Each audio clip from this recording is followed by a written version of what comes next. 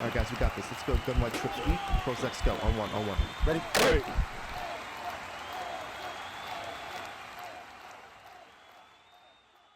What's up, guys? It's Pick'em with HuddleGG, and in today's video we're going to talk about blocking, but most importantly the different types of pass blocking that's going to be in this game and how we can use that to our advantage. So with that being said, let's dive right into it, and we're just going to start out by coming out in a normal play here, 4 verticals, and we're going to talk about 3 different types of blocking in today's video. We're going to talk about big T's, we're going to talk about little T's, and we're going to talk about play action blocking. And alongside those, we're going to talk about what they're going to work best against, okay? Now, big T's and little T's may sound a little bit weird to you guys. You may not know what I'm talking about. So first, let's talk about the different types and show you what they look like on your play art, right? So first, we'll look at big T's. And this is going to be the most common type of blocking you see throughout the game on passing plays. And if we look behind the offensive line, you see those gray lines coming back from behind them. Those are the T's that we talk about. You see how it's in that little T shape. The big T's, this is what it's going to look like, right? Your tackles are going to go back about 6 yards behind the line of scrimmage. Your guards are going to fan out, and they're going to go about 3.5 to 4 yards behind the line of scrimmage, okay? And you can see right in front of the quarterback, it's a little hard to see, but the center is dropping back about 3 yards as well, okay? So they're getting depth. All right, now the second one is going to be little T's. That's going to come for plays that are quick passing concepts like stick. Okay, so if we go to stick here, you're going to see now the offensive line, those are the little T's, right? They're still fanning out a little bit, but the tackles are only going back about 3 yards. The guards are going to go back about 2.5, and that center is going to go back about 1.5 to 2. Okay, the third one is going to be play action passing.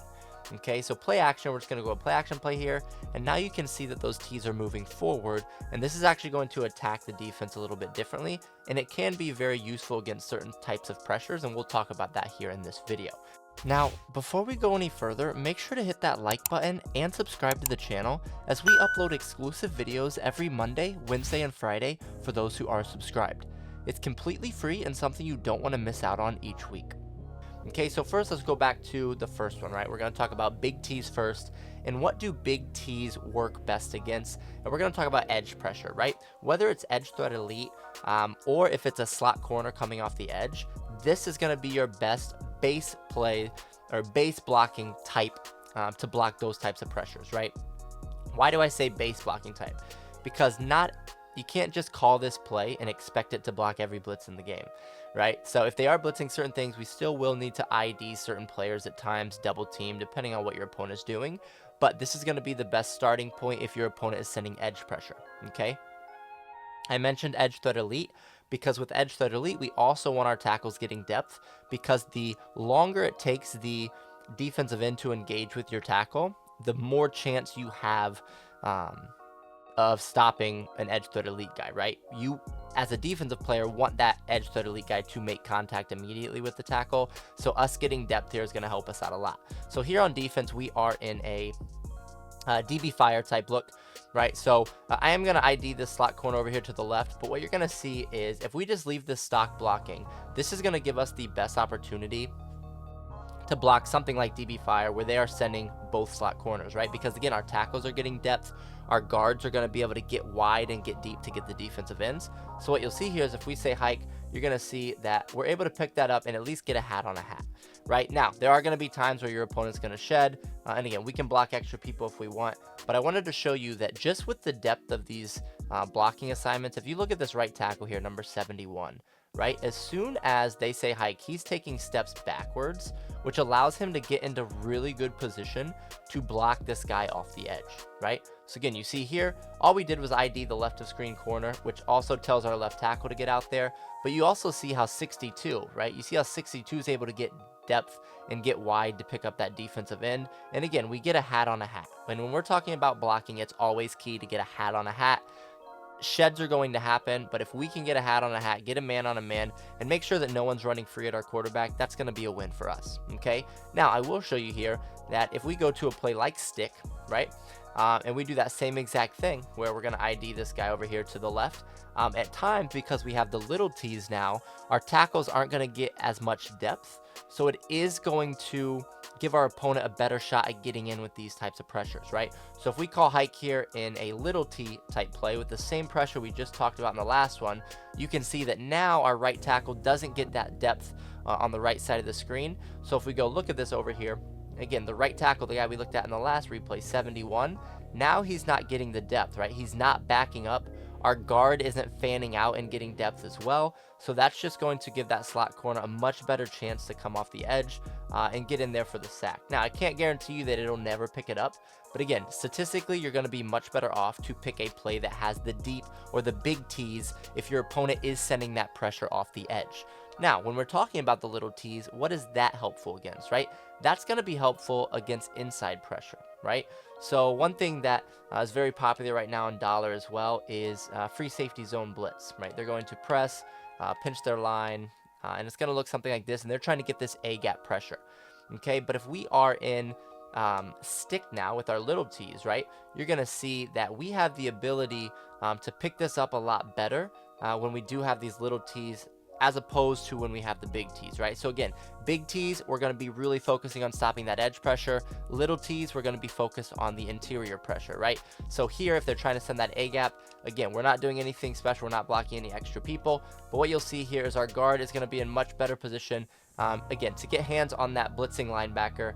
And you can see that, again, we got a hat on a hat. We did get shedded off the left. But again, like I said, that's going to happen in Madden. But you see here, everyone picks up a guy, and we have really good blocking across the line. Our left tackle just gets beat on this particular play, right? But again, you can see here that pressure going at 62. He does a really good job of protecting the inside because of those little T's, right? So again, if we run that same exact thing, right, but now we do it against the, so here you can see the A-gap pressure, but now let's say we do it against 4 verts, right, where we have those big T's. This is something that, again, we talked about is designed to really attack the edge pressure, not the interior pressure. So if we would come out in a play with big T's and they are sending interior pressure, it is going to give them that ability to come up that gap a lot easier. Now, again, this is not foolproof. It is not 100%. I do want to clarify that for you. But again, we want to put ourselves in the best position to block everything our opponent's sending at us, and this is one way to do it. Now, the last one we want to talk about is play action blocking, okay? Now, play action blocking is going to be very good against blitzes, and especially against blitzes up the middle as well. I think this is actually the best against blitzes personally. So let's say we go back to free safety zone blitz, and they're trying to send that A-gap, right, that we just talked about.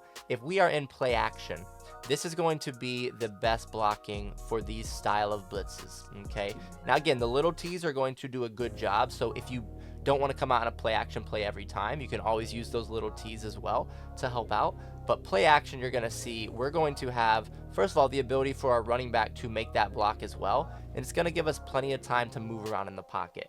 So even if our opponent gets through initially, a lot of times your play action running back is going to be in perfect position to pick that block up, which now allows us to move away from that blitzer, obviously. And again, if we were setting up a route combination down the field, we'd be able to, again, make that read down the field that we need to. Now, another thing that play action blocking can be very effective against is what we call the pinball defense, or the pinch and crash down defense. And a lot of people do out of 4-3, even 6-1. You're going to see people do it out of dime as well and stuff like that.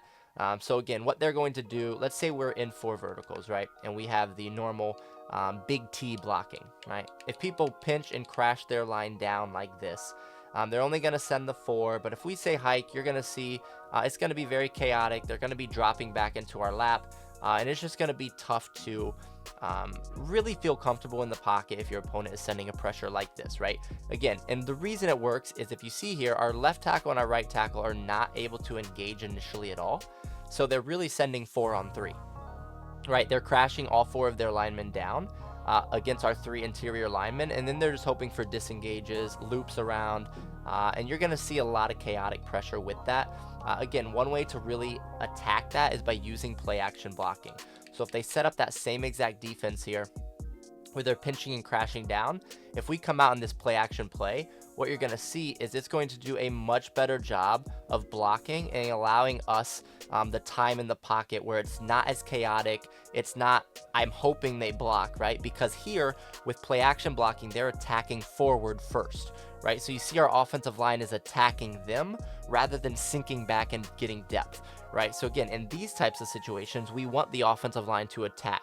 We don't want the offensive line to get depth, whereas when we're facing something like DB fire off the edge, that's when we do want our offensive line to get that depth.